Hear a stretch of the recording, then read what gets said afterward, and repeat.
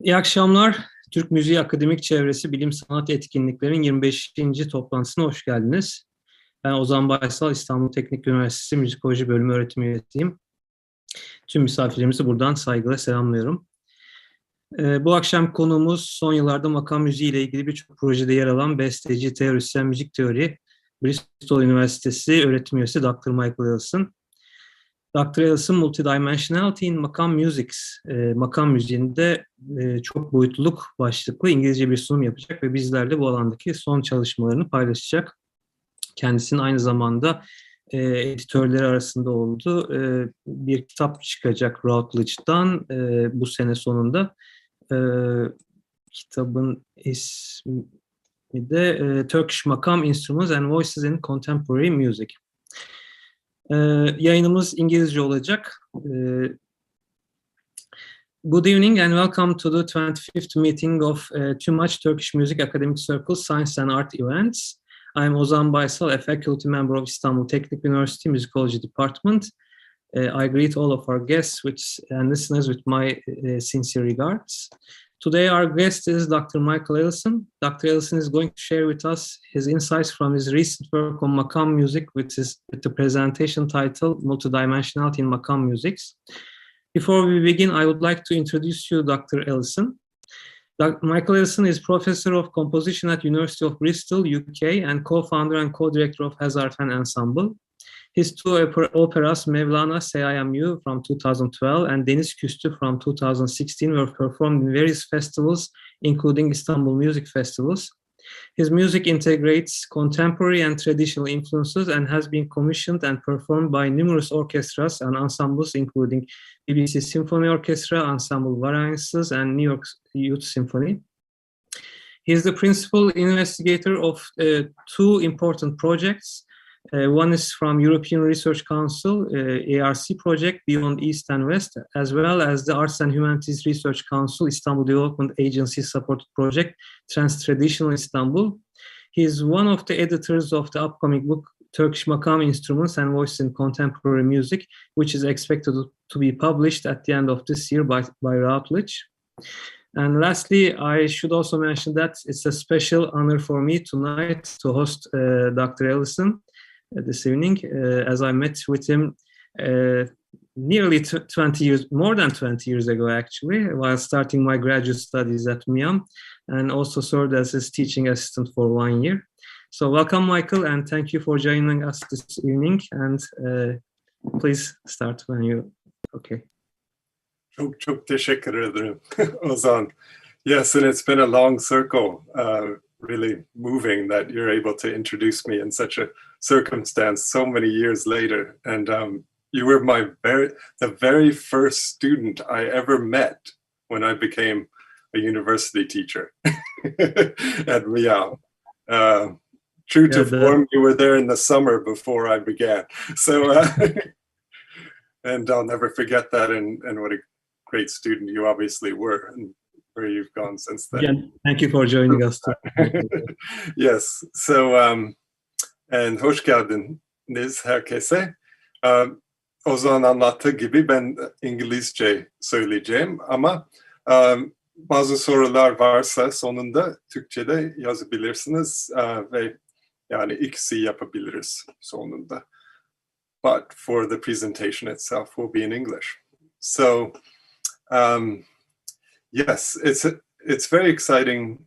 I don't think I've ever actually addressed an audience which is only, I shouldn't say only, but is exclusively involved in makam musics. Because my career is as a composer, and I've always come to Turkish music with and makam music with an idea to, in some ways, feeding my creativity and composition and so on, and also just learning about things. But I've always been reluctant a little bit to to bring things back to you because there's so much learning involved, and I'm sure that will continue. Some of the things about some of the ideas of multidimensionality in makam musics are, I mean, they are on the creative side of the spectrum. They're less about counting cents or counting acoustic ratios or things, even though this is behind the second one of the topics I'm going to talk about tonight. They're less about exactly examining every kind of timbre on a spectrogram, although we will look at one spectrogram tonight and talk about timbre and makam music. But what I'm really interested in doing is putting out a couple of concepts that really help me personally to listen to makam music better, and to what I find is when I go deep into these concepts, which have developed over, in the second case, over the course of decades, in the first case, much more recently, but over the last 5 years of our ERC project, interviewing so many musicians and asking, how do you do this? How do you do Kurtlock? How do you ornament? How do you just do everything? Because we've interviewed over 40 musicians, mostly at Miam. Togahan Çoğulu we did in Bristol when he was here. But yeah, and it's been a big learning curve for me, but I think there's still so many areas in makam music that haven't been explored that much. So hopefully part of this is going to point towards things to look at, and some of them may sound incredibly simplistic from the outside. Part of the raison d'etre, or the amach, I can't think of the English word, the goal of our book is to reach out to being an instrumentation book for Turkish instruments. Obviously, it's written for composers anywhere. A lot of composers in Turkey hopefully will be interested in it, but at the same time, we're trying to be inviting to readers from all over. And it makes it incumbent on us to explain makam from a little bit further back. So in doing this, well, what I say, and you see in the abstract, if you've read it before coming in, I'm saying I'm from an etic perspective, but it's someone who's coming in and trying to look close and then going out again and writing lots of contemporary music and then coming back again. And it's been like that for over 20 years, since even long before I met Ozan, it's been like that, because I first came to Turkey in 1997, if you can believe that, and as a student. But what's really interesting for me is, and thanks to Robert Riegel for suggesting this, and I found it at the Kadıköy Vapur bookstore, is reading things like this, Türk, or going through Türk müziğinde uygulama kuram sorunları ve çözümleri, and seeing that other scholars are looking at makam music these days. I mean, this is from 2008, so it's not, right up to date, but, relatively speaking, it's not that old yet. And there's so many articles in there about what is makam music. And in fact, I think I'm using the word makam music because of congresses like this that have happened. And surely some of the meetings that have happened at TUMAC are continuing this. And I know there's a lot of exciting work going on. I mean, people like Barış Bozkurt, for example, looking at every cent going on in whatever recording you put into his program and things like this. We're just having capabilities that we haven't had before. But again, backing up, so it's fascinating to see everyone questioning that, and I think it's really important. I mean, I hope that, as a composer, you're always feeling like, with some musicians sometimes on the conservative side, especially in 1997 when I first came to Turkey, they say, why do you want to do that? Like, why do you want to mix your Western classical music and your musicians with makam music? And so one kind of disclaimer I wanted to make before saying these things is that, but it informs everything that I'm saying, is I really believe makam music. I won't say Turkish makam music because there's a Turkish makam in it. As you know, there's a Iraqi makam and there's a Egyptian makam and there's a Xinjiang mugam. No, sorry, Azerbaijan mugam and Xinjiang mukam, and so on. And it goes on and on and on across this part of the world. And there are characteristics that are shared by these music, and I think in some ways, not really many or any others in some of the things that I'm talking about today.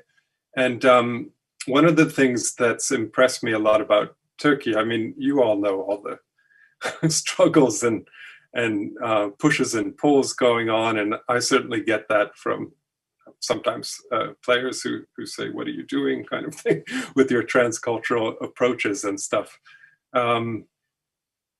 But what's really impressed me about just the state of affairs in Turkey, you know, as tumultuous as they sometimes are, because I've been through earthquakes and well, I won't even name some of the things that I've been through, as you all have, when I was living in Turkey for 10 years and so on.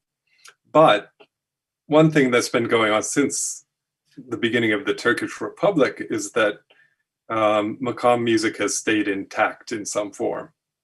I'm not saying it's exactly like it was in 1900 or in 1930, no, nor could it be. And probably some of us would like it to be, but you know, it's the world just doesn't work that way. But what has been, I think, and I don't know if preserved is the right word, but there's a strength in makam music's identity to me, as distinct from the sort of monolithic hegemonic West, which to me is represented by things like university structures and equal temperament. I know those are two very different things. And a lot of the framing that we make in music theory and a lot of the terminology was designed for Western and even Western classical music. And we need to use that to look at everything from punk rock to, you know, tamburi cemilbe. And we're sometimes at a loss for what to call things. And one of my favorite quotes from Erdem Şimşek, when I'm asking him, "Oh, do you have a name for that technique?" And he says, "No names." In folk music, especially, from, you know, whatever kind it might be, which is so rich. A lot of things haven't been named at all that are just amazing sounds or techniques. So part of writing a book is also, and we really struggle sometimes on the editorial team and with Onur Türkmen and our musicians and everyone involved at what we're actually going to call something. Okay, so this is kind of a preamble to the two topics. And the two topics are basically to do with sound and timbre, which is what I'm convinced have not been explored. They've hardly been explored at all, actually, as far as I can tell. I think they're beginning to be explored in makam musics. But makam musics haven't been defined by sound or by timbre or by quality. They've been defined by melodic structure and by tetrachords and seir and these kinds of very melodic ideas, which in my view, in some sense, when I hear what musicians are really doing, because we're really trying to be practice-based in our project and also when we're interviewing everyone. In my view, it might go back to the preference of Western classical music to talk about pitches. And this is what music theory is. And even I was a theory hoja with Ozan, actually. And even in Western music, we're just looking for something about rhythm even.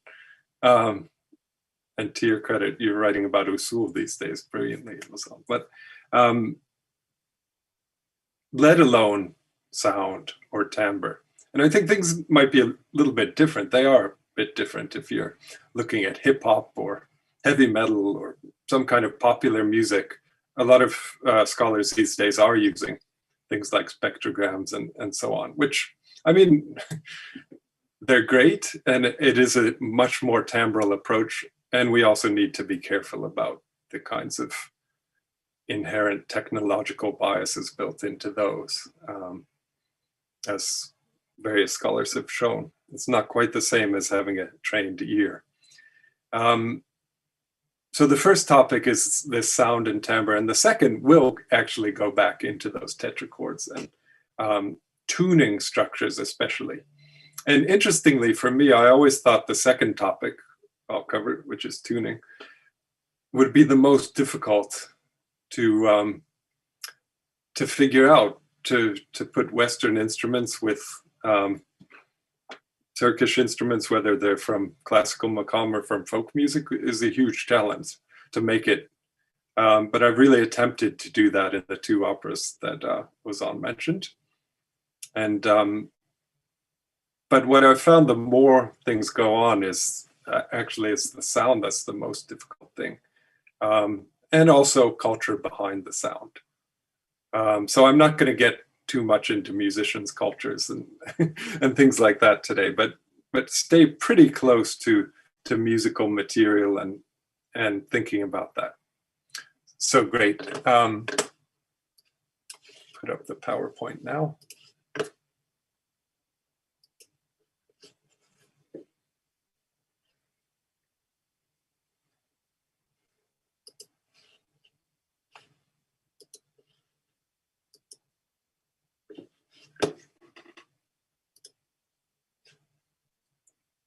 So here we go.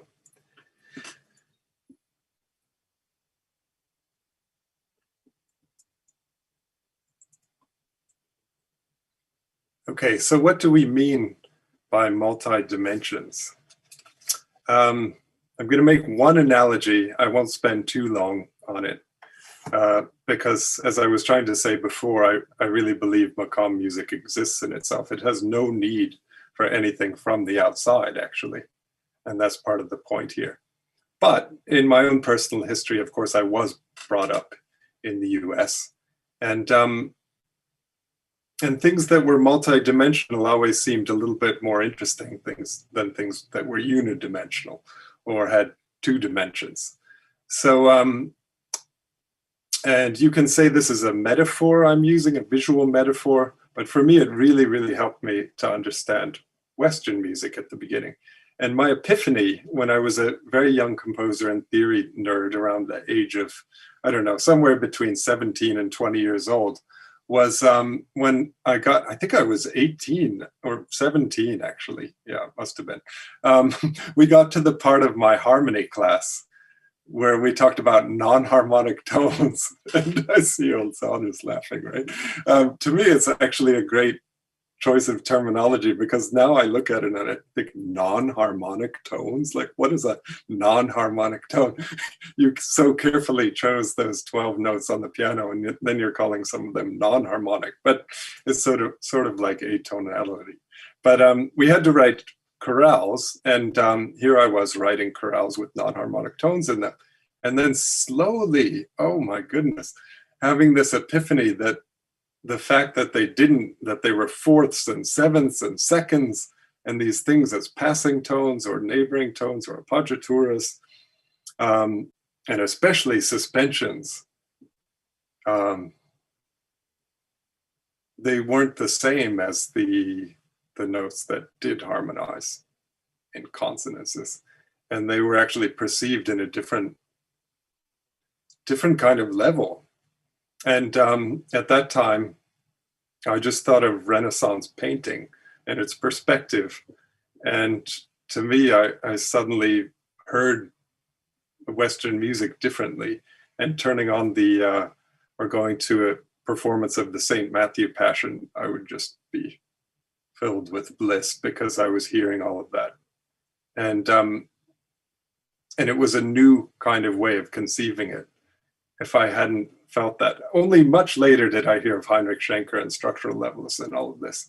So the visual metaphor of this perspective was really helpful for me to understand harmony And I think that also, I mean, to this day, it's very different from saying, well, you have a chord and a melody. I mean, that's so different from that, actually. So, and then as I learned, I mean, it took me longer to encounter any kind of Turkish music or makam music. I think I was 20, and thankfully I'd passed out of all the Western music history courses and had a class with Bob Labrie, one of my great teachers, who's still going in Boston and who plays the Chang. And he didn't say these things, but what I would hear from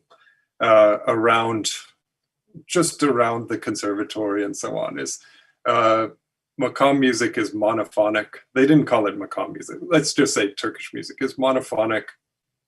And I'm like, monophonic, okay, so it's like Gregorian chant. And then, which, I mean, we hadn't even had the happy monks singing yet. Chant seemed really, really boring. No offense to my medieval colleagues. I don't think it is, actually. And it's not like what the word said chant was either.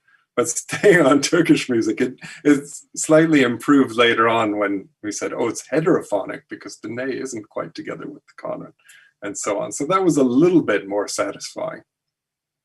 But there was always this sense in the description of something lacking. And that's what's so odd about it. Even this week I played for a first-year student in Bristol, and she said, that music is very melodic.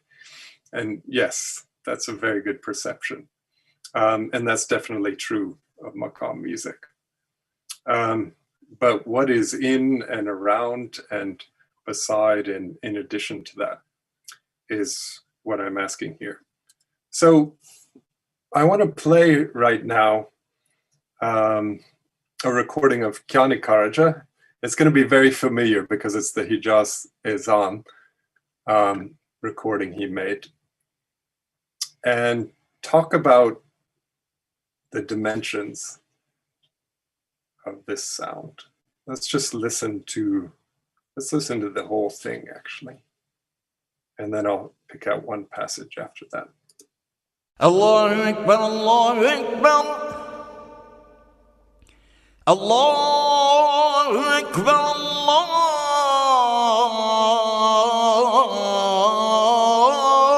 Akbar. Eşhedü en la ilahe illallah.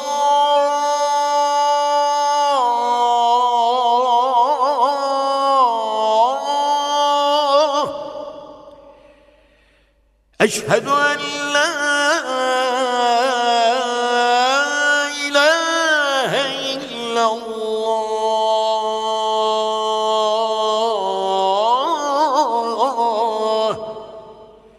أشهد أن محمدًا رسول الله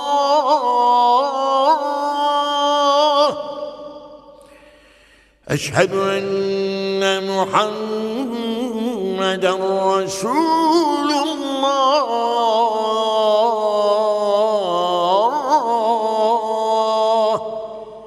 حي على الصلاة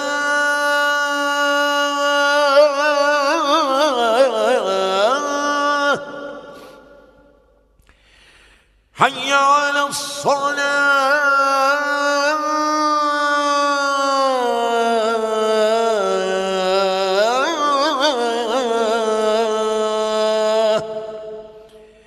حي على الفلاح حي على الفلاح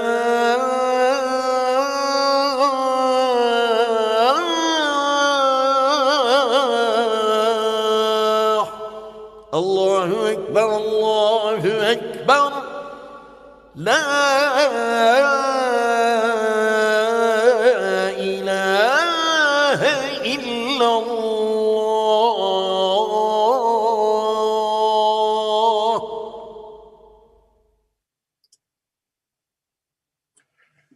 So thank you, Kyani Bey. Allah rahmet eylesin.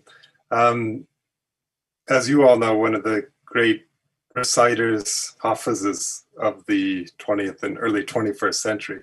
So very early 21st century. I want to just now, you see this spectrogram representation. It's actually only of a few seconds of this. And it's a close-up of one passage. So now I'm going to zero in, hopefully.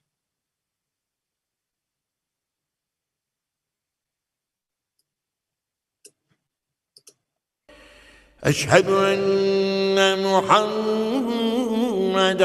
رسول الله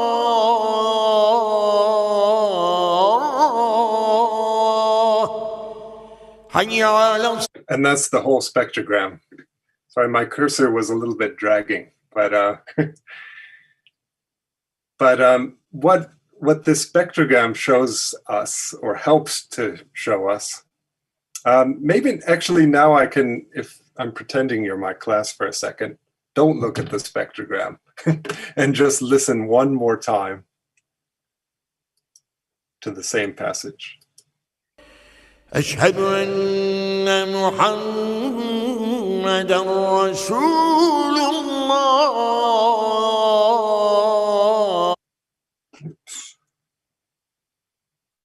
That was a little earlier than I wanted, but not too bad. Okay.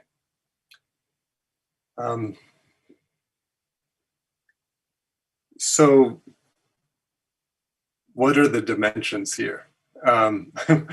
When I heard this particular passage, I just thought, oh, this is the perfect way of explaining what I mean by this. So obviously we have pitches, and it's in a makam, it's in Hijaz makam generally, and it touches on others. But there's so many other dimensions going on in the music. And I want to back up again for a second and talk about, I said I've been grilling singers, musicians. What do you do when you do Gertlock? What do you do when you play ornaments? What are you thinking about? And one of the things I've come to understand is that what I'm trying to describe in certain words about certain aspects of the music is covered by this term tavır.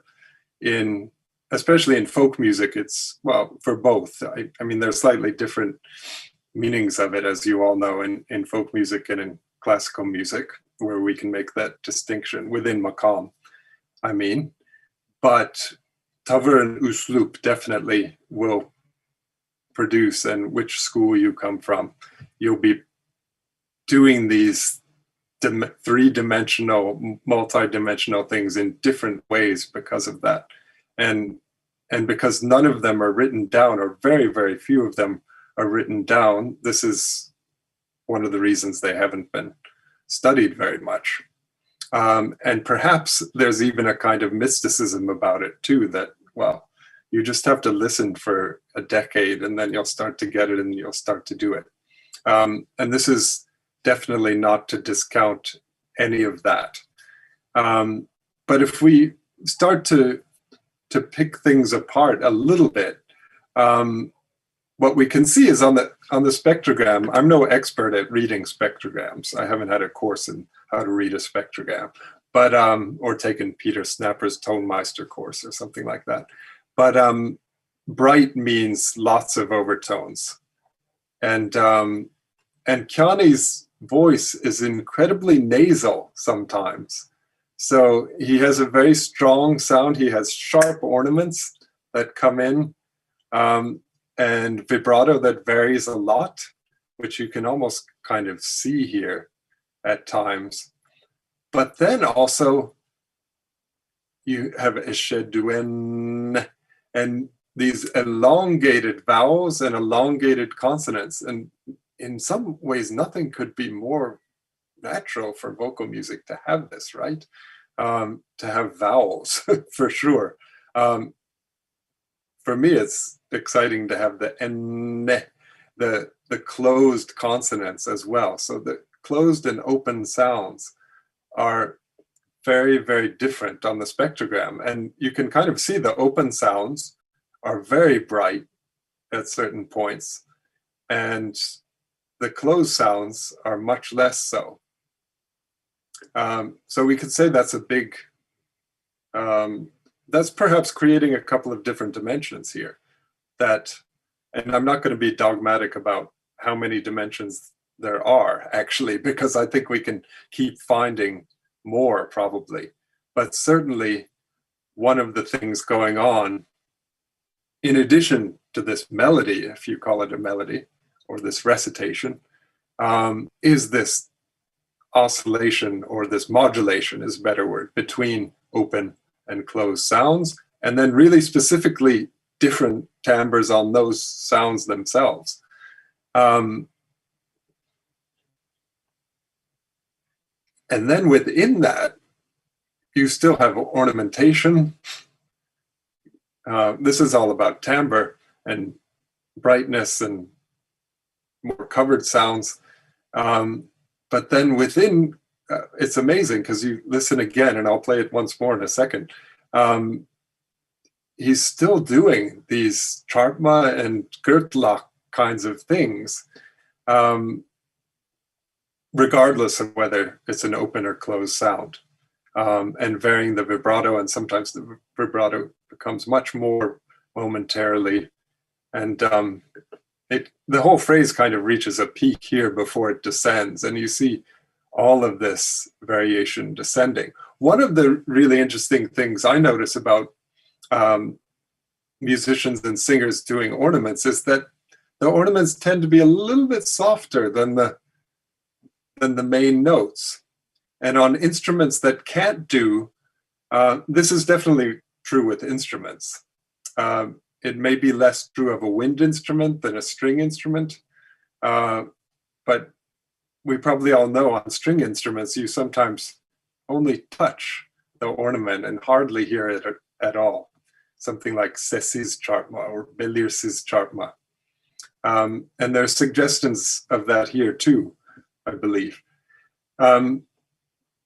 Certainly the darkness, the relative darkness of the ornament is different, and to me, creating a different band of sound than the main note, the kind of gestalt melody that's going on.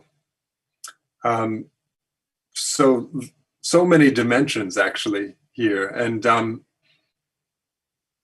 all it really takes for me is to imagine, well, what would it be like without those? What if he just sang, I mean, some of this would just be singing on a tone, and you could also do something very spectral composery, like we'll try to sing on a tone and change the timbre and stuff, and yet it's all this going on at once in Kyani Karaja. So I promise to play it one more time, just this few seconds. أشهد أن محمدًا رسول الله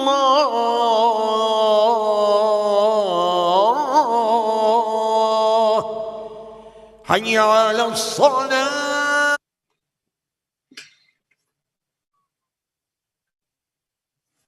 So I'll just leave it at that. Keep going.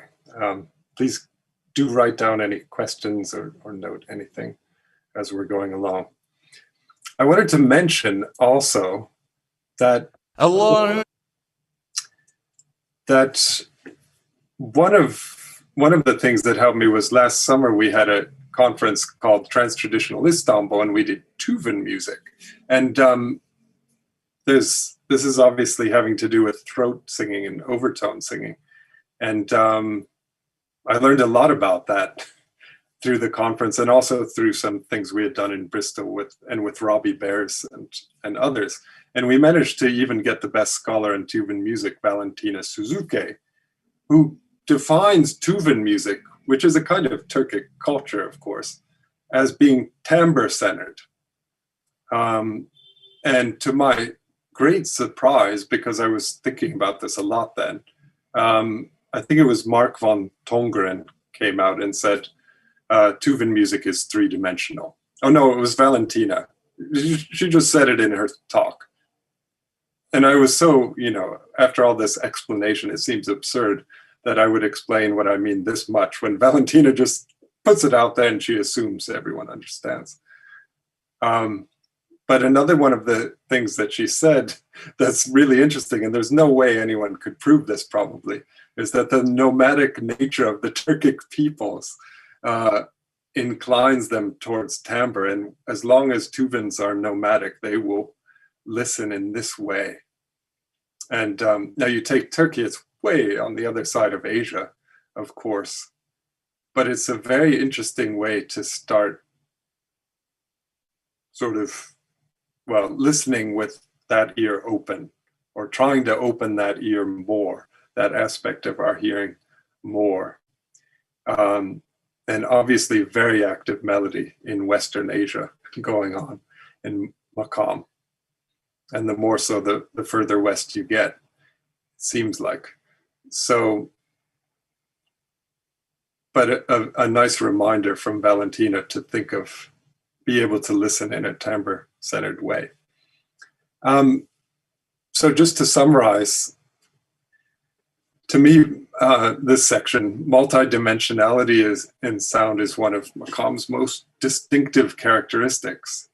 And I guess the way I'm thinking of it is that you don't have these kinds of things in many other musics, or at least not in the combination makam does that with the topic 2 that I'm talking about.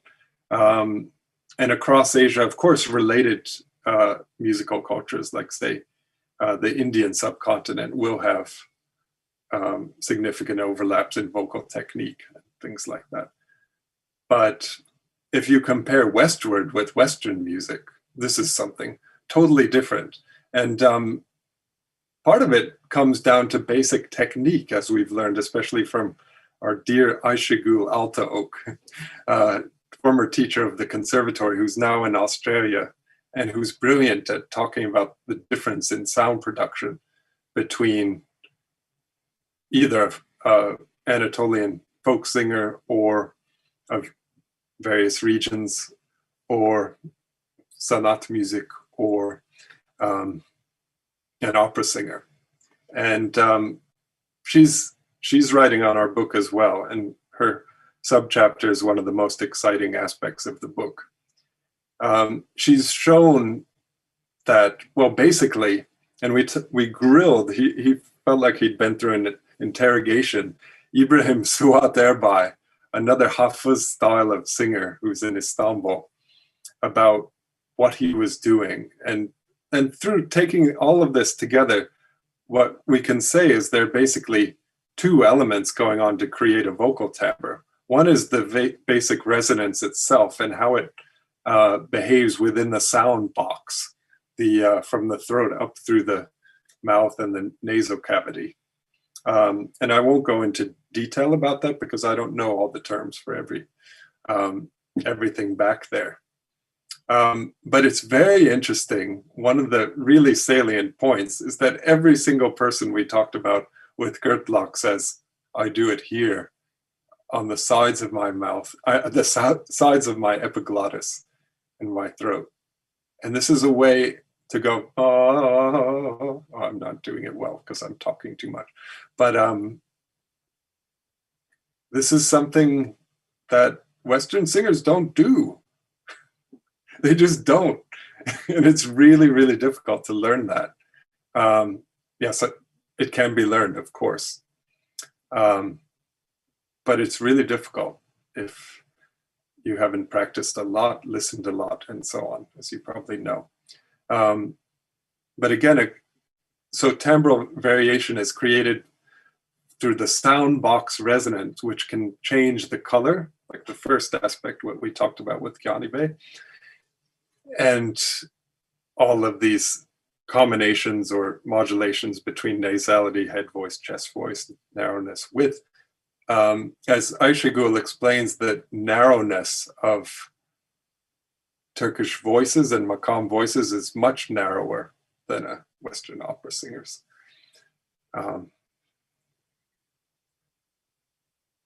And then, of course, you have all of these ornaments and other things put in using those techniques. I just want to, just to get this point home even more, I want to play 3 tiny excerpts. This is from Ibrahim Suat Erbay singing, or he's going over excerpts of his Naat to Mevlana. So the very, very famous Itri hymn that opens the Mevlevi Ayin every time traditionally. So he's just going to sing on E and then on A and then on A. And we can appreciate here especially the sound box production and just how he's using his vocal cavity.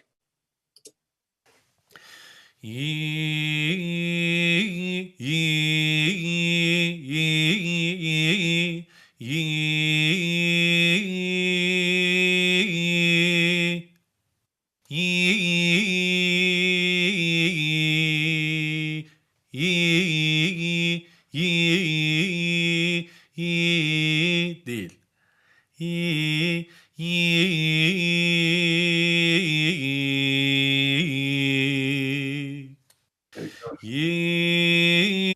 Going on to, I think this is A.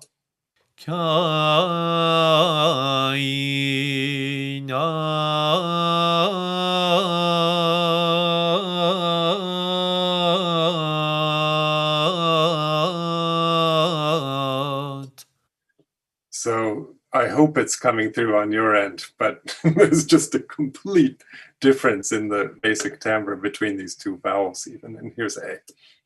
Ya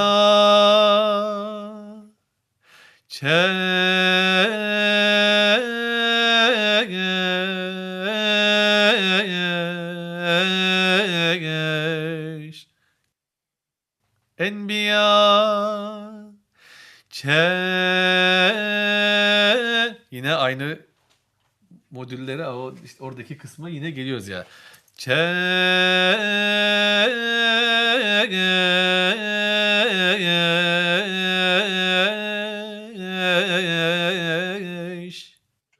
Yeah, so really nice combination of the timbre and ornaments there at the end again. This should say, of course, Aishigu Alta Oak. I tried to correct that.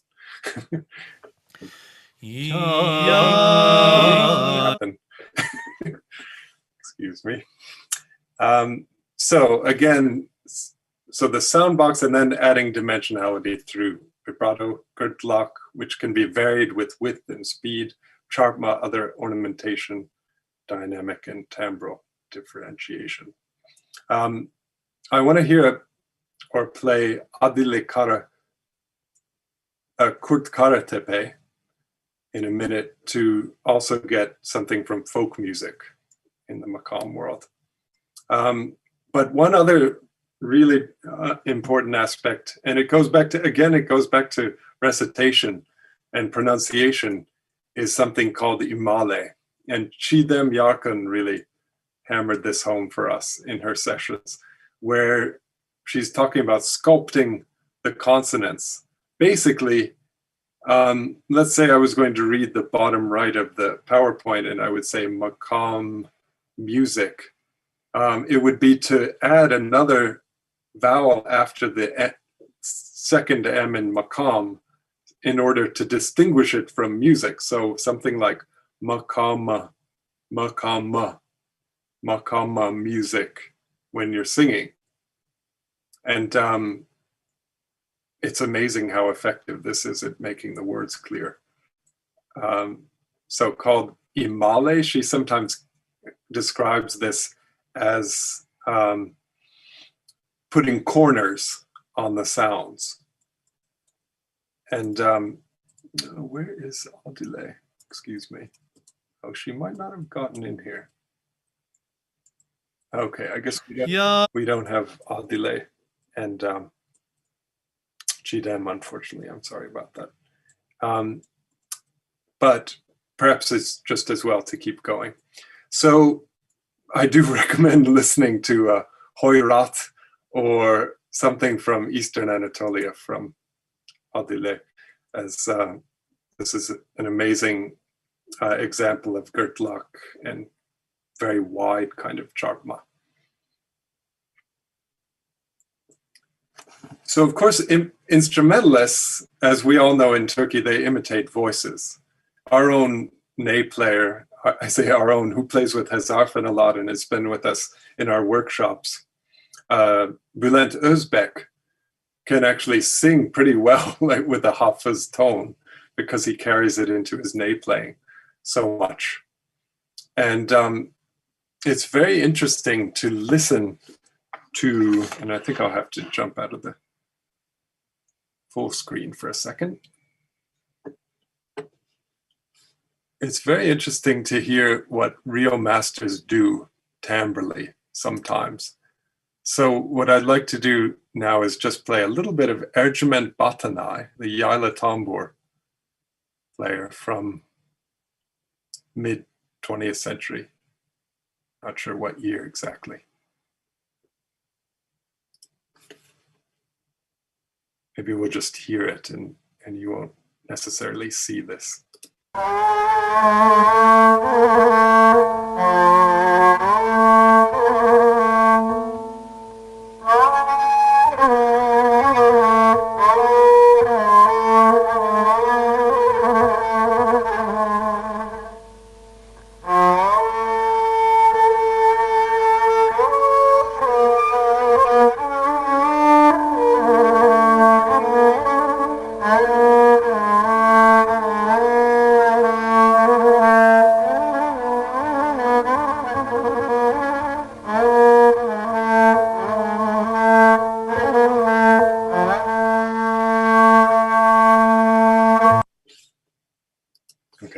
Just playing a little bit of that in the interest of time.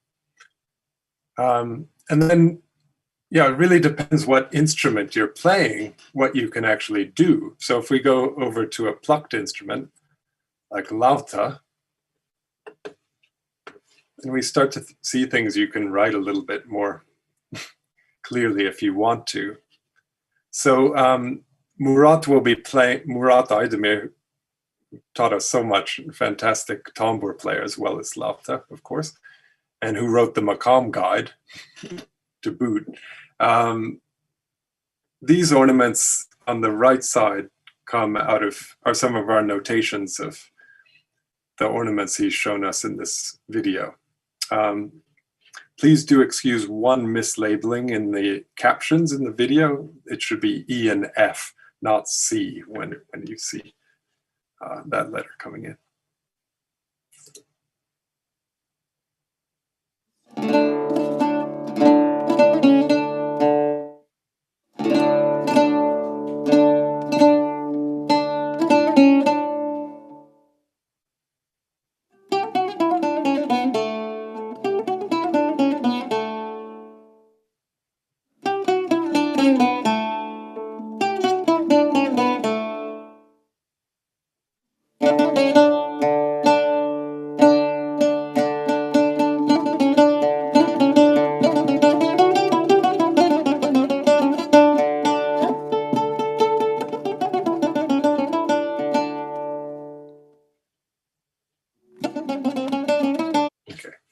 So I love when he plays it without ornaments and you see the grimace on his face when he just plays a descending line with no ornaments. And he said, quote, "I'm obliged to play these when I'm going in a descending line like this,"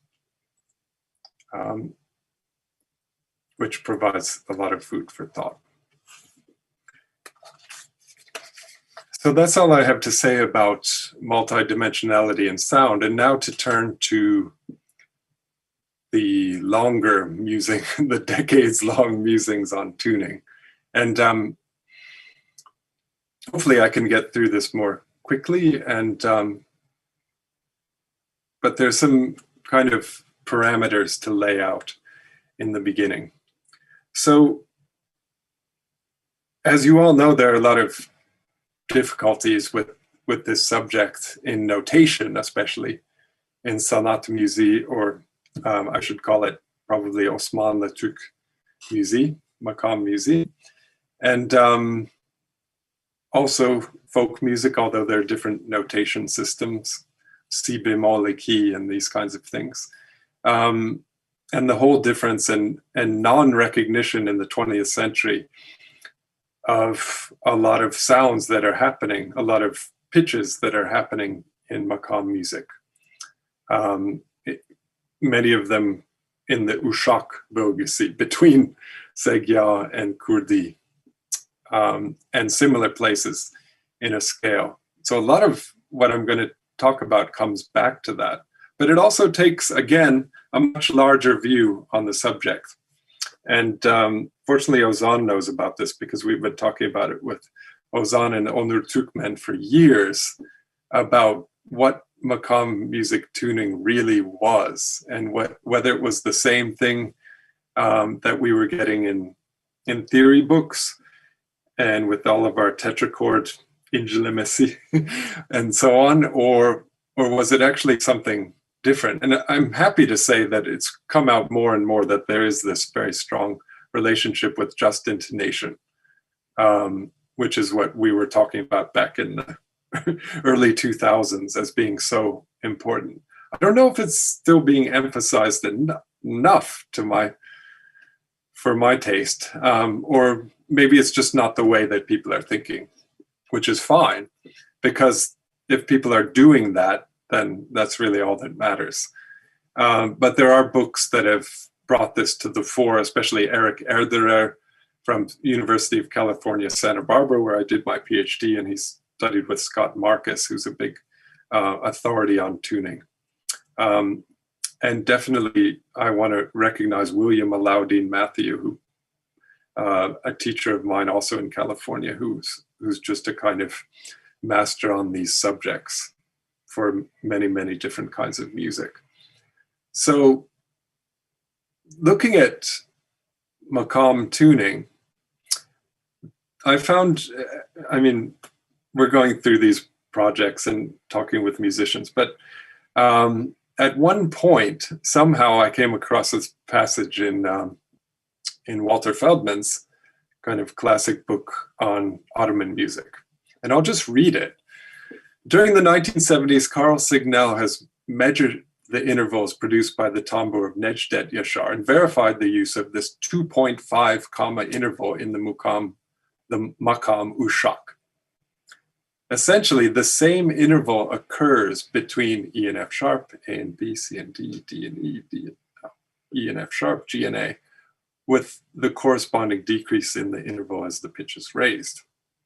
And that's from Carl Signell's Makam book in 1977, which I remember reading way back when.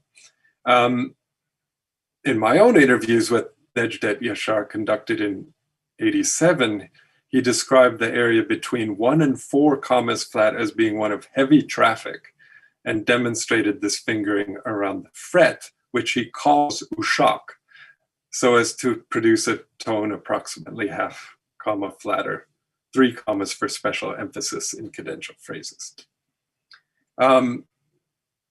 Obviously, everyone talks about this subject, right? And one of the Çarpıcı, striking things or articles that I read about this, and we've also heard it from individual musicians, was the Sayar article from the Uygulama Kuram Sorunları ve Çözümleri book, where he talks about glissando bölgesi. And so it seems like that's a widespread concept now and very, very useful.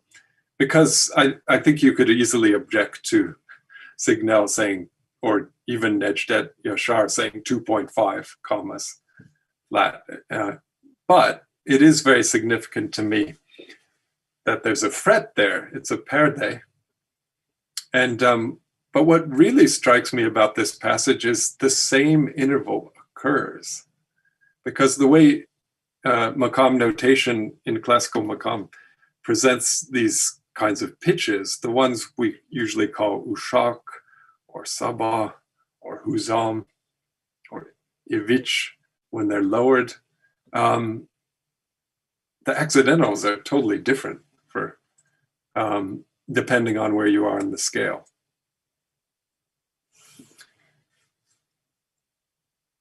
So one of the things we're working on, since we're composers, we have this freedom to invent our notation, actually. is to use different accidentals than the ones being used. We did find with my group Hezarfen, when we put traditionally notated, that is 20th century notations in front of them, they were incredibly confused by all of these different rules and so on about what you do with every single differently named perde. So a question here, in a broad sense, is would it make sense to identify these, even though they're more like zones? Pitch zones is a nice English term for these, I think. Even though they're movable and they might be segya on the way up and turning into this on the way down, does it make sense to recognize it finally as a perde with its own accidental? And does it make sense to make the accidental for Uşak the same as it would be for Sabah, instead of having what a reverse flat for segya and a flat with a slash through it for Sabah? When someone like Necdet Yasar, and I think perhaps our ears, hear real similarities. I'm not saying we hear them the same way, but I would argue that because they're in different parts of the scale, or the dizzy going up, that they acquire very different meanings for that reason. So one of the terms I've been using for myself, and I'd love to share it to see if it might be useful, is, and again along the lines of Necdet Yasar's comment, is Ussak-genus pitches, or perde. So if we could take, there are basically 6 places on a tambur right there with these perdes there, and usually a lot more than just one at 2.5 commas actually. On balamas it's more like that, like you'll just have one in between the almost tempered notes these days. But on tambur you'll have, sometimes every single comma put in there. Regardless of how many there actually are, I'm calling these Ussak-genus pitches. That is the genre that come out of this relationship, and it's repeated on A and on E and so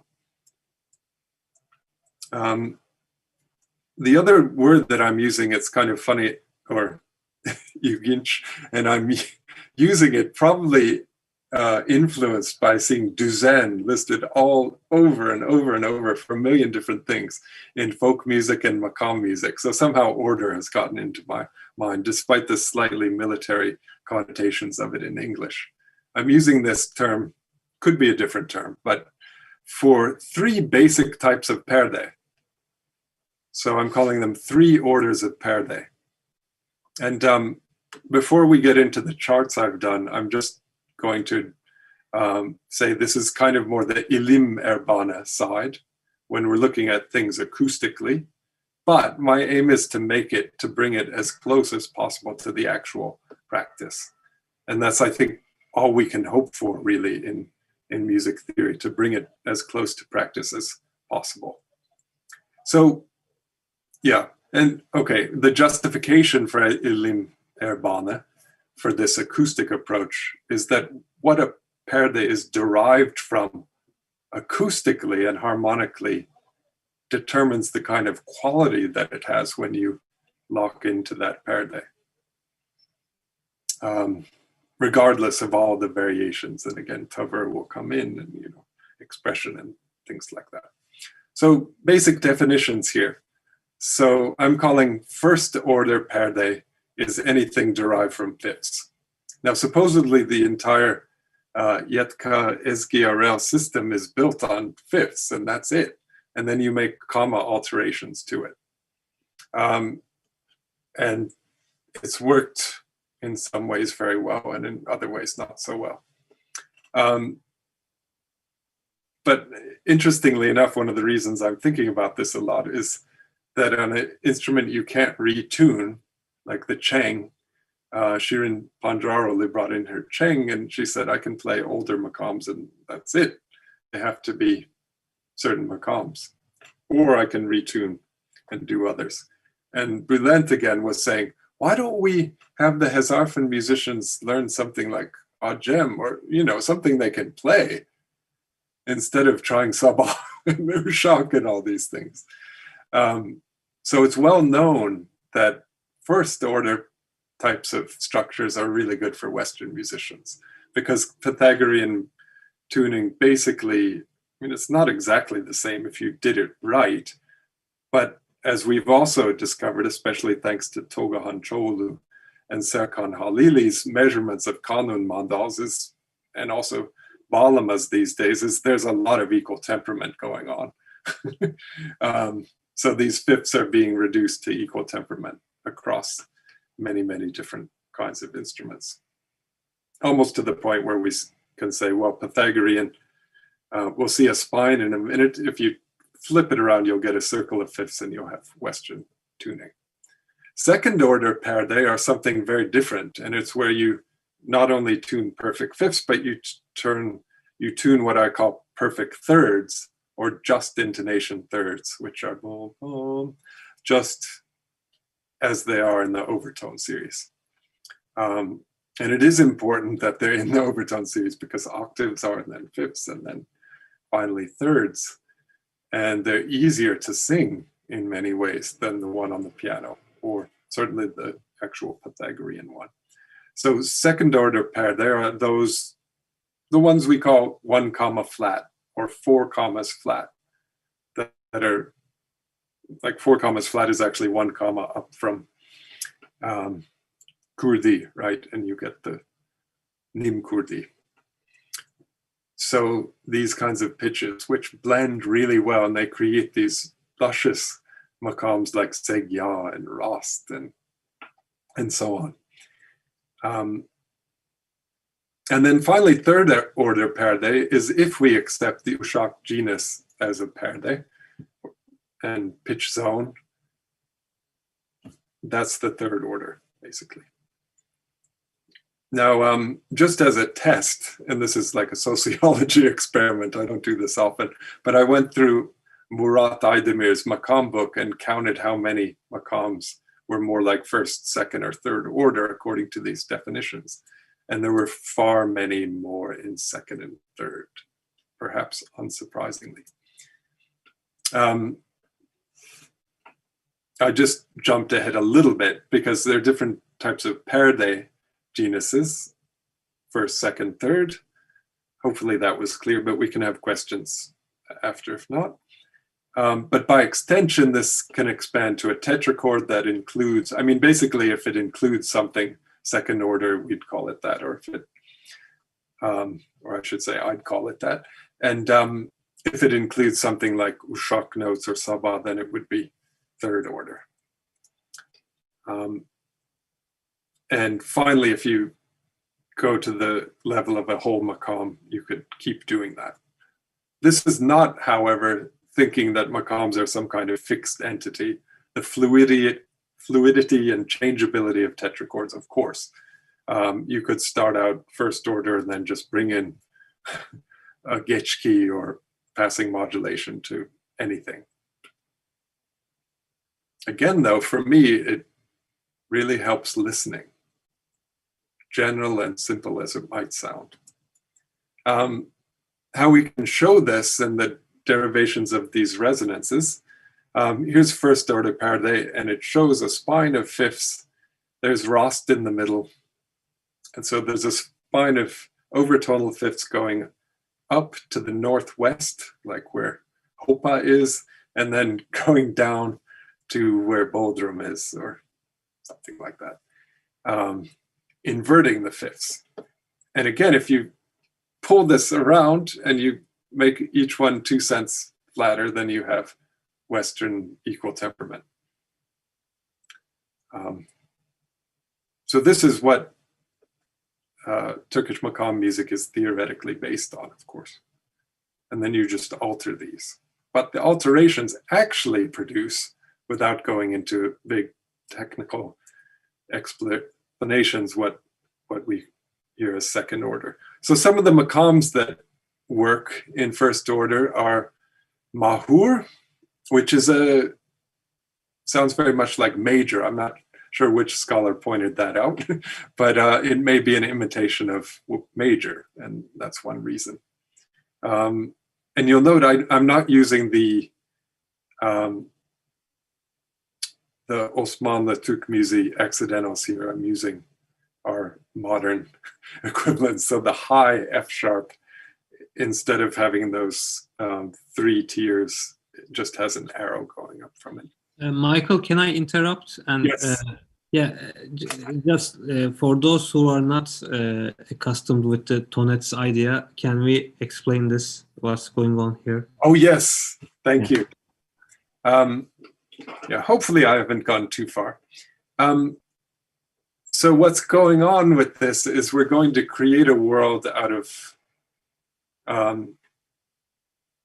a scale, even if you like, but instead of going up with seconds and small intervals like that, we're showing the harmonic derivations of everything. So what we're focused on now with the first order is fifths. So building in fifths, and we call this the fifth spine or Pythagorean spine. Now the tonets itself, and maybe this is what you're also getting at, Ozan, the tonets itself has been used in, it's an invention, I believe, of Hugo Riemann in the 19th century, or at least he used it a lot. Actually, it wasn't his invention, I don't think, but and it originally was used to tune harpsichords and to tune things in instruments in Western Europe before it was equal tempered, before everything became the same interval over and over again. And I've done this, I've tuned my clavichord at home based on just hearing perfect fifths, back and forth, up and down, and then for the other notes doing what will end up being a vertical axis of major thirds, both up and down. So we call, there are various titles for this, or names for this kind of mapping. I think actually a lot of my students in MEOM called it the harmonic map, which is as good a description as any. It can be called a lattice, which Alaudin Matthew calls it, or the fancier word is tonets. So if you hear Hugo Riemann tonets, that's where this comes from. It's not used all that much in analyzing Western music, I have to say, compared to a lot of other techniques. But it shows you what something like just-intonation, it shows you the derivation of each pitch, and hopefully gives you a sense of different kinds of energy as you move in certain directions. So just going along the spine of fifths, one can say you add energy when you're going up a fifth, and then another fifth, you're adding more, and you're adding more. So this is going to give you a very bright sounding, energetic quality in this direction. And it'll be just the opposite, whatever that is in this direction. A little bit like Yang and Yin, sun and moon, complementary, whether you're going overtonally or inversionally. So thanks, Ozan. So again, we have a fifths world so far. The next thing, and yeah, here's another possible makam. Kurdi you can play completely using this tuning, no problem. And you have a nice low B flat, 5 comma flat, which is produced, that's what's produced when you go down fifths like that. If it's Nim Kurdi, it's produced another way, which we'll see in a minute. So here's a very large, I mean, this covers like the entire makam system, almost. Well, excluding third order, obviously. But basically what we have in second order perde is again the spine of fifths, but we also get a different relationship from the overtonal thirds. That is the fifth overtone. Om, B, how many pieces in Rast or Segya begin like that. And those are really locking into that. By the way, I asked Ihsan Özgen when I arrived in Turkey, I said, are those just intervals? And he said, olabilir. So you have it from the master in very clear terms, olabilir. So these are third spines going up, and also inversionally again, which is very interesting, because if you look at a makam like, I'll look at Rast in a minute, which is very simple, but even sooner. But something like Huzam with its flexible mi bemols is in a more flexible place. We're altering it with a comma, at least in Pythagorean terms. We're doing an alteration. Can I just interrupt here? Yeah. Yes. Maybe it's better to again say, okay. From right to left, you have this intervals of overtonal fifths, and from up to down, you have intervals of overtonal thirds. Just to add. Yes. Yeah, thanks, Ozan. And as you see, you can combine them. So actually any note, just expanding on what Ozan said, any note you can see its derivation from how many fifths or thirds you use or move up and down. So if I say I want to go from bom, bom, ma, then I'm going up a fifth and up a third to get this note. It doesn't matter if a whole lot, in my mind, whether music goes stepwise or by leap, in fact, because the quality of those notes, just try to think about this and muse on it, comes from the fact that it's harmonically a fifth and a major third up as a combination.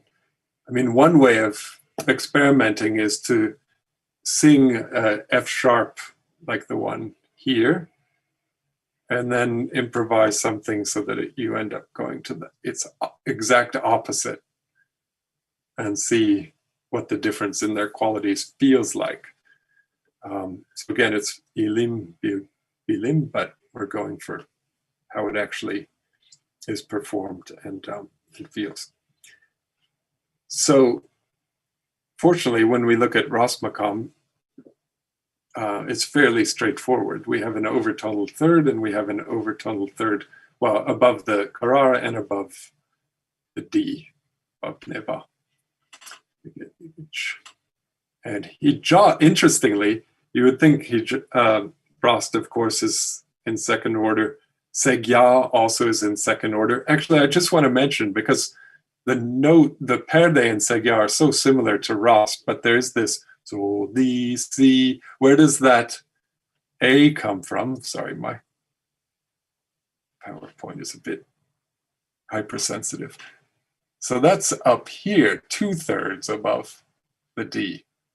So if I'm saying so, the, si, I'm kind of surrounding the C to get there.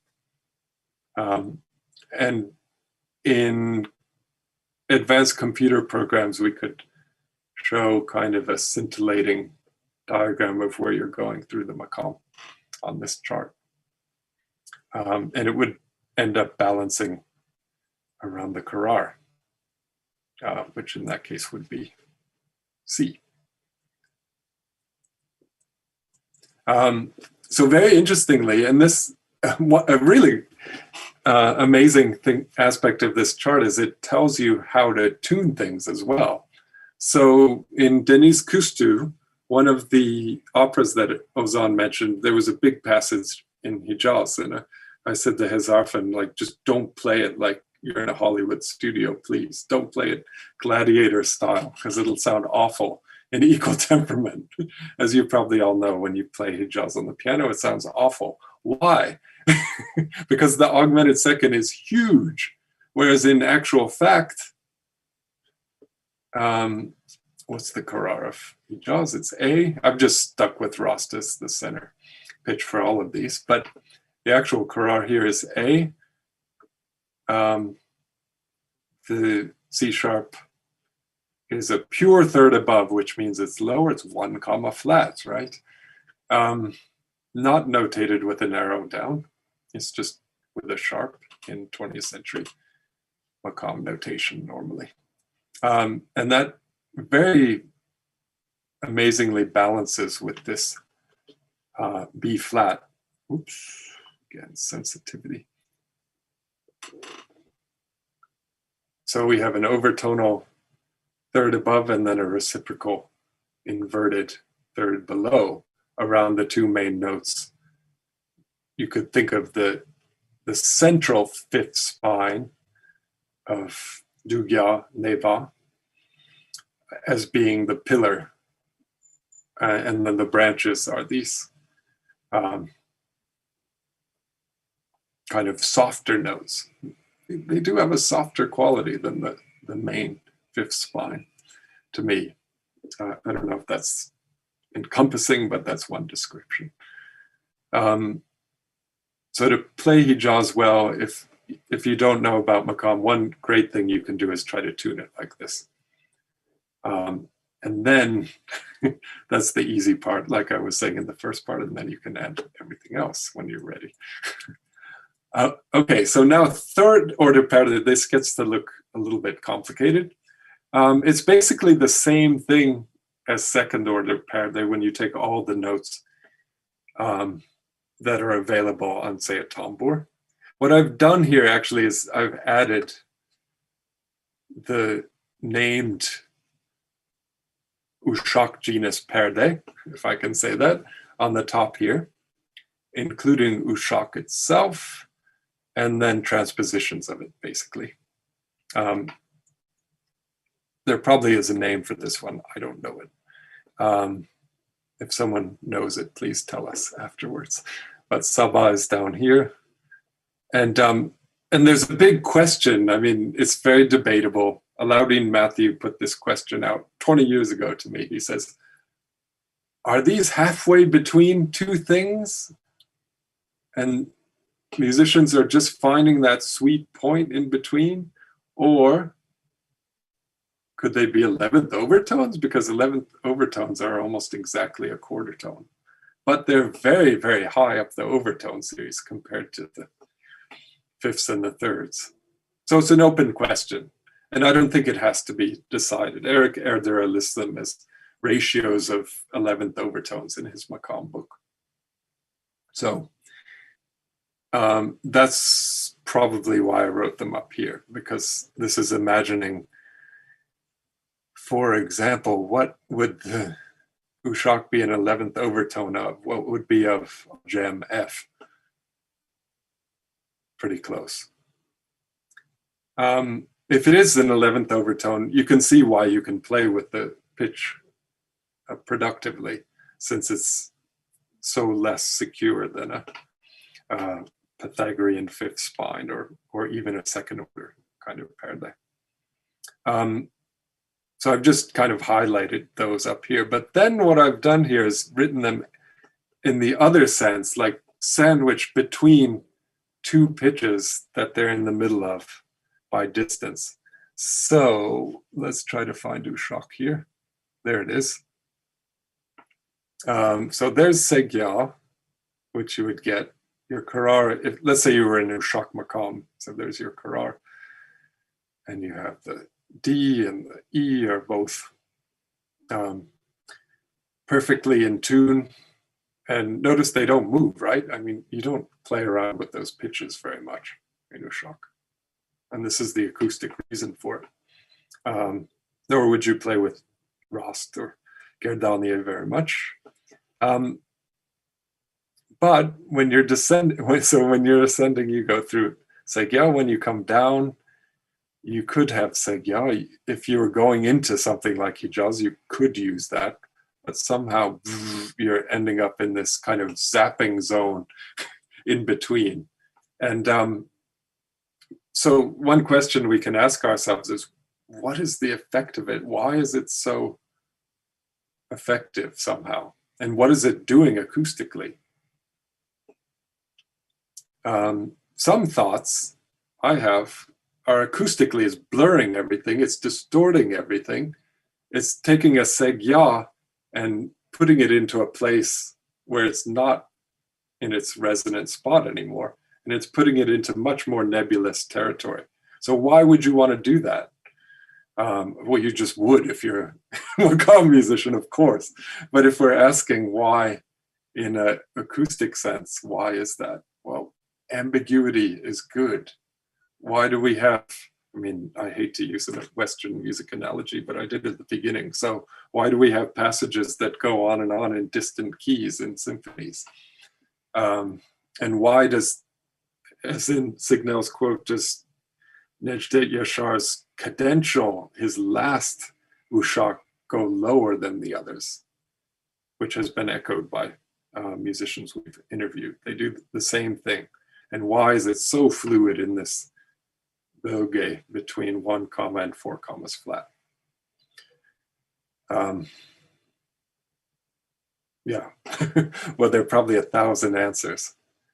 But this chart kind of shows you that it's in between and that it could go up and down. And ultimately, these diagonal things are trying to point out that it's going to go towards A. So if it was a Huzam note, it would go towards D. And we all know about the leading tendencies, I think, of these notes, or these perdes, or these zones. It's so hard to talk about these. Yet, a question I want to ask is, what would Turkish makam music be without any frets like those on the tambur?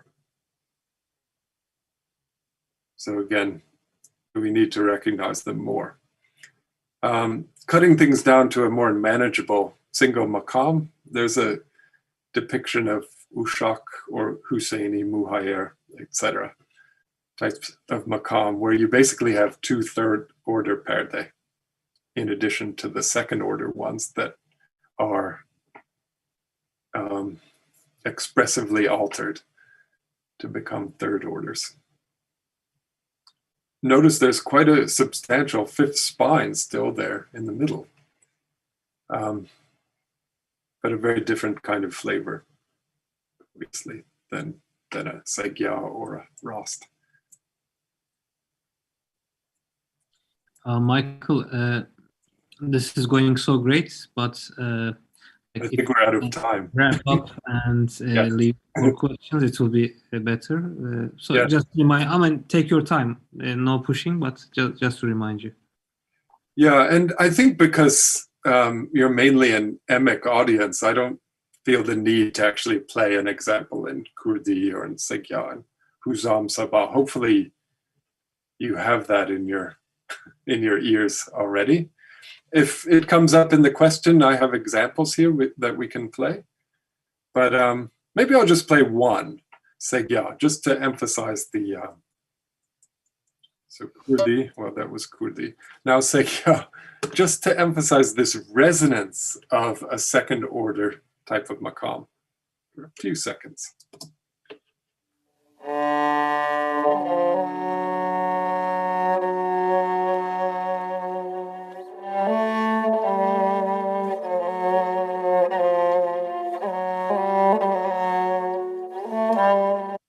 Okay, that was a few seconds. It's very interesting with an instrument like rebab because the whole instrument resonates on soul, on rast. And so the relationship, even of Ussak to rast, is completely acoustically alive on an instrument like that. I'll just go quickly through. There's a depiction of Huzam and some related notes around that. Here's one of Sabah is quite complicated. I'm not quite sure if I've gotten this right. So there are lots of alternatives, and also which structure will you use above is a question sometimes. So I've included a lot more than just your standard Sabah. But what's really interesting here, just really quickly, is that the A going to C takes you from quite quite a ways down into a different harmonic area just from moving A to C, especially when you add these third order perde around it, because D half flat is way down here. Or sabah, I should say. Again, it's a bölge, not a fixed note. Okay, so again, just to summarize, first order makams, Pythagorean, close to equal temperament. Very good for Western musicians who haven't heard makam music before to perform. Second order makams, really the center of the makam world. Thank goodness, I was going to say at the beginning of the talk that Turkey didn't go down the route of the republics under the Soviet Union who had to use equal temperament and get rid of their Ras and their Segyas. So these include just thirds, and then the third order makams include these. So just a useful way I'm finding of thinking of these things, and because it's possible to then say things like, well, this instrument does this poem because it's playing in a second order makam. That's why. And as a kind of overview of tuning. Here's one final notation example. I won't play the audio, but of using these accidentals, which Onur Türkmen has worked a lot on, with these arrows going up and down. And I'm trying to liberate the half sharp and half flat symbols to be third order perde and bölge there. We can play the audio of that. Oh, would you like that? Okay, just the beginning, just that much. And this is, it's actually not a cello, it's a viola on the bottom. It's, whoops, and it's Ulrich Merten and Nermin Kaygusuz. And they're in Barcelona a couple of years ago.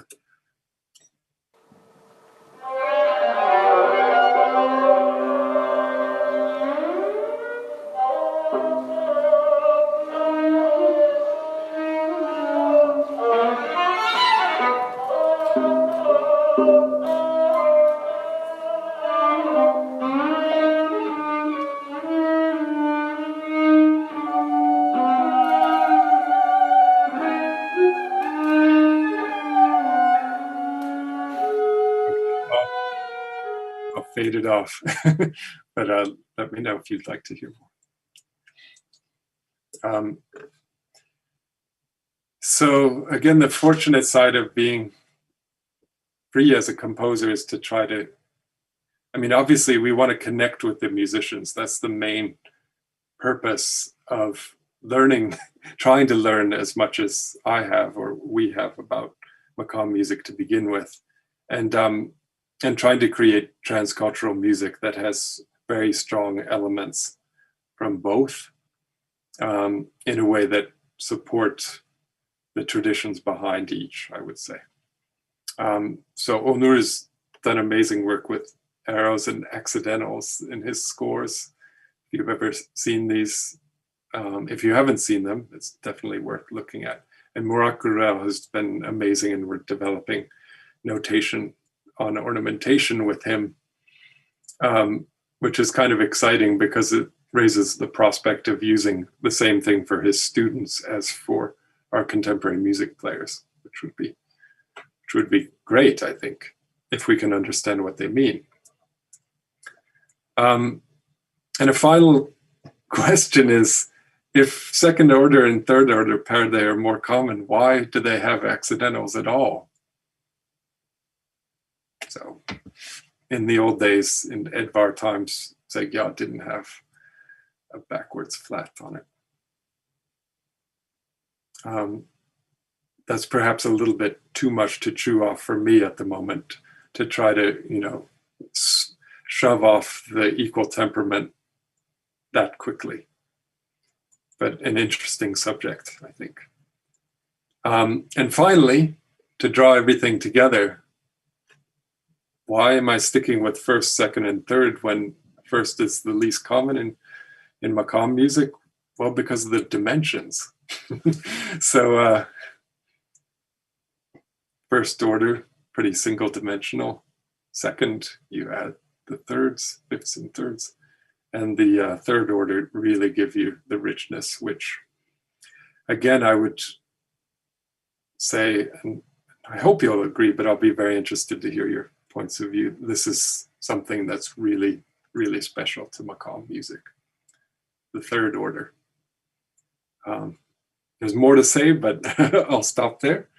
And yeah, yes, Tavır, Yorum, etc. It all relates to that, and that's it. Thanks so much. Thank you, Michael, Dr. Ellison, and this has been a great presentation, very loaded presentation, actually. And we have some questions, but yeah, I mean, I find it very fascinating, especially the first part where you talked about the other things we leave off when we talk about makam, and we generally tend to treat perde as pitch and just a stable thing in its own, while when looking at from that perspective, you kind of filter out many things behind, and many important things essential for makam music behind. And actually, some of the questions you ask in the second part the answers are from the first part, as I see. I don't know if you agree with that or not, but I just have a question. What do you so yeah, what do you think about this the concept of, let's say, thinking about makam as microtonality or microtonal music, or versus there are some stable areas that are backed by natural consonances, and there are things that we need to look from different dimensions, not from the dimension of pitch itself. Just to remind, let's review. Let's make a review. Yeah. Mm-hmm. Okay. So on the microtonal question, I actually really don't like that word when it's applied to makam music. And Togahan knows it. I've told him many times when he was designing his guitar. I just didn't like the word microtonal. And the reason is, well, for the same reason I don't like it used. It doesn't seem appropriate. It's not that I like it or not, but it doesn't seem really appropriate to apply the term microtonal to a music that's, I mean, it's more diatonic than it's not. It's more stepwise, scalar, and it's comprehensible in a kind of modal and tonal way. And these are very natural sounds. I mean, as we're saying, the second order, or just intonation, if you will give you very, very consonant sounds, more consonant sounds than those on a piano, or that Western musicians are supposedly going for. While having their singing teachers say, just be happy when you sing the mi. It's just try to smile and it'll go up, and so on. So yeah, I think, I mean, to me, microtonality would be better used for, there are all kinds of types of microtonality that divide the octave into 72 parts and things like that. And yeah, that's very microtonal. But yeah, I just don't feel like it's the most organic way to describe makam music, or just intonation, or musics like that. So microtonal deviations. I mean, if we said they were deviations, you say deviations from what? Because the whole question, it's like I don't know if it's chicken and egg is the right term, but it depends what you start with. If you think the piano is nature, and that that everything should come from that, then yes, it's a deviation. But since it's in the overtone series, to me, that's more primary. And, does that answer the question? Yeah. I mean, we have some questions, but before that, I'd like to ask, with that thing, in addition to that thing. So maybe you have mentioned it, but I kind of skipped it. So in the second part, especially, you talk about these three orders, which makes sense to me, about these more stable areas and more oscillating areas. But how much is it fruitful, do you think, isolating these parts from the melody itself, from the mess itself? Yeah, that's a really good question. I mean, for me, it has to do with when we practice music or we perform music, we're going over these again and again and again, right? So on a map, it looks isolated and you have all these fifths and thirds in front of you, which is not what you have in makam music in front of you. That's for sure. Yeah. But as I forget who it was it Murat Öztürk, again in this Congrès, he said everything goes back to Aristophanes and Pythagoras, like the harmonic debate versus the distance debate. And I think they're both important. And one of the problems we have all over the world in every kind of music is that generally musicians are focused on distance. And distance tells you where to put it exactly in terms of commas or in terms of this and that, but it doesn't tell you where to put it in terms of resonance, which is something that goes into your body and something that changes the world, actually changes the world around you. It makes it in tune. Mm-hmm. So we need to be in touch with in-tuneness and not just how far one thing is from another. I mean, maybe Aristophanes could be the prototype of Western thinking in general, because so many, but Rameau wasn't thinking that way actually, and neither was Riemann. So they were thinking harmonically as well. What I think one can do is be traversing through a scale, even if it's as simple as the first four notes of Ussak or something like that. And when you're zeroing in on the do, si, la, just having a recognition about what's going on in each case. And I guess it was kind of an epiphany for me with the Necdet Yasar that, oh yeah, Sava is kind of like Ussak.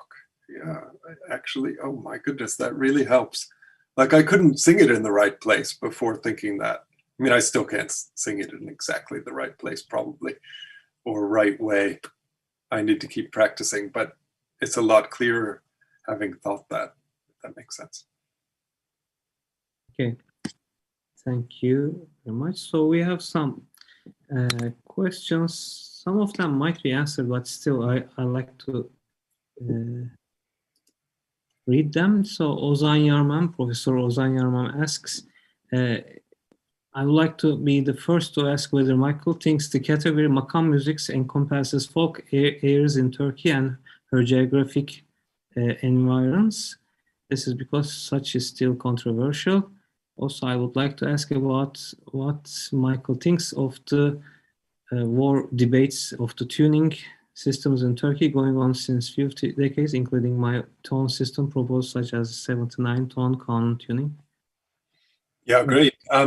Actually, Ozan, in regard to the first question, the kinds of discussions that are fortunately recorded here have been very useful to me. And when we started this ERC project in 2015, I thought of makam music as being only what I'm now calling Turkish, classical makam music.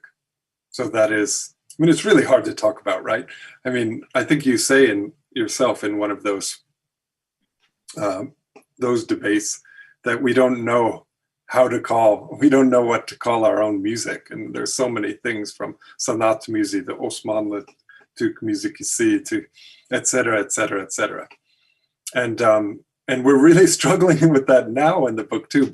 But basically, my viewpoint has changed thanks to you and others, to see makam as a more encompassing term. And also because the folk musicians, I mean, that's another loaded term, but let's just say folk musicians are accepting the makam terminology more and more, it seems like. I don't know if it has to do with being in the conservatory side by side with their classical makam peers, but now you don't have to say Yanık Kerem all the time. You don't have to call it by its classical makam name, if that makes sense. So yes, definitely. And when you think of it in the large sense and in the senses, because both these dimensional topics are in the large sense. So the tavır is different, but in Eastern Anatolian Elazig singing, like Adile Kurtkaratepe does, I mean, everything is true that we were talking about with Kyani Karaja. And again, what I'm saying is this is an essence of makam, one of the essences of makam. I mean, okay, what the parameters are, we need to keep exploring, but you take it away and it's not makam music, basically. So yes, and thank you for that, because everyone's thoughts on that have helped a lot. And in the second question, I should know much more about your 79-tone kanun tuning than I do. Of course, actually, I've looked with great interest at the charts and so on. I haven't heard enough of it, which is probably one of the, well, I shouldn't speak as an expert on the subject, so I could use a lot more. I've also read in the same book some of the comments and reactions that have come up. And there's always one musician who will say, well, we can't hear that, or we're just playing, and so on. So I think one thing, actually, even normal kanun shows us, and thanks again to Togahan and Serkan Halili for doing this chart, is the more places you have on this, like to put your mandals, the more you can do with it. So somehow kanun is basically on a different system than the other instruments already, and it's managing to do, it's managing to be acceptable. I'm guessing maybe you don't agree with that, though, since you invented a new one. So really wanting to hear more. Thanks a lot. Okay, our next question is from Şahin Kureta. So he asks, is there a book or a website or something similar that shows at least first and second order makams in those networks of natural fifths and thirds? Yeah, great question. So there will be a book that talks about this in relation to makam music, which is our book. And it should be out sometime around the end of the year, we hope. There's a way right now to get to see these structures and tonetses in relation to other music in the world. And the book I would suggest is this former teacher of mine who I've mentioned, W.A. Matthew, Harmonic Experience. And it's this gigantic book, and he asks you to sit down and sing everything that he's written down. So you need to be patient going through it, but it's really, really good. Okay, paste it to YouTube. Yes. Yeah, so those networks, I'm really glad to hear that you're interested in that. There are probably a ton of websites dealing with things like microtonality and just-intonation or other things. So you can learn something, but I think finding a book is always safer. Yeah, there are many different tonets right now. Yeah, and that's the thing. I mean, Matthew uses a really specific one, and there are others that are used for very different purposes. So you need to be aware of that. A lot of the Riemannian tonetses are used by so-called neo-Riemannians, a stream of theory, to show relationships in thirds that happen in late Romantic music. And I'm not so interested in that. I'm more interested in having more explanation about why the notes in my mode or perde in my mode feel like they do. Tonets is two-dimensional, by the way, Michael. Well, yeah, we need that. I mean, what we need, yeah, that's true. It's a representation. And that's the problem with putting in the third order. So someone should make a 3D model where Ussak is out here. And I really liked it. You talked about three-dimensionality, the oscillations. Maybe, I mean, there can be an expansion of that with 3D, which shows those oscillations and actually connect like a wormhole, maybe. I mean, between these two different areas. Yeah. Yes, definitely. And I trust the younger generation completely on these issues. We're going to have this. Okay, another question is from Yu Ming. May I ask, Michael, if you also compare spectrums from different singers, instrumentalists singing, playing the same melody or melodic structure? Oh, that's a great question. We haven't done that yet. I mean, we probably could, because in some cases, the many musicians that we've recorded have ended up doing some of the same repertoire. I think it's a really good question, because especially in folk music, but also in classical makam music, just to try and compare the differences in cover, it can be really, really rich to do that. So, but I think I need another 5-year research grant to get into this. Thank you. You get it. Okay, so I don't think we have more questions. There are lots of salams to you from Alaikum salam. Murat. Thanks. Thank you. Oh, Murat is here. Salam. Yeah. I hope I represented you well, because Murat is amazing in these subjects. Okay, so okay.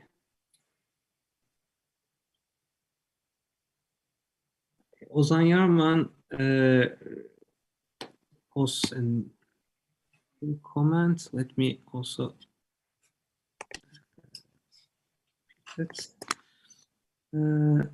he says, I also remind again that I mentioned 72 equal temporal quantums way before Tolgan made his measurements of mandals. That was way back in 2008. Sure. I think we have evidence here. And another question is Shine Kureta. Where can we find a recording of derivations for Kemençe and viola? Ah, right. Well, actually, there's only one right now, which is from the one I played, and it's not out. We haven't actually recorded this in a studio yet. So it was pretty close to coronavirus hitting. So we just haven't even thought of it. But if you'd like, and you don't put it on YouTube, I could share my recording. This will be on YouTube, by the way. I mean, well, this part, yeah, I was actually aware of that I wasn't going to put out complete sonic excerpts, or I didn't show you too many of our accidentals even. So there's some anticipation building, hopefully, for the book. Okay, yeah. I mean, the book will be hopefully out in 2022, and let me write the name of the book also to our guests. So I guess that's it, and this was a very illuminating speech, Michael, and great presentation. And I'm really looking forward to the book and the projects that will be following. So thank you so much for joining us. We're doing our best. And if you think of more things, please let us know, whether it's Murat or myself or Onur or Ozan right here, maybe, if that's all right.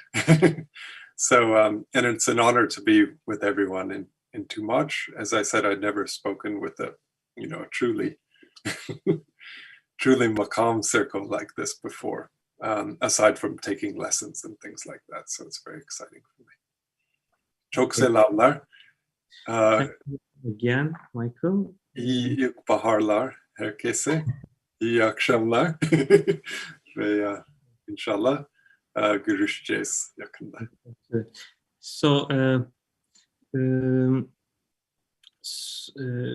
Michael, Dr. Ellison'a çok teşekkür ediyoruz yaptığı bu değerli sunum ve çalışması için. Kapanıştan önce bir hatırlatma yapmak isterim. 26 Mart 2022'de bir sonraki ayın sonunda Cumartesi günü Sesli Mimari ve Ritim Üzerine Güncel Denemeler başlıklı sunumuyla İTÜ TMDK Müzik Teknolojileri Bölümü Öğretim Üyesi Doçent Doktor Cevdet Erek yer alacak. Bu etkinliğin moderatörlüğünde yine İTÜ TMDK Müzik Teknolojileri Bölümü Öğretim Üyesi Profesör Doktor Can Doğan yapacak. Hepinize güzel bir hafta sonu diliyorum. İyi akşamlar dilerim. İyi akşamlar.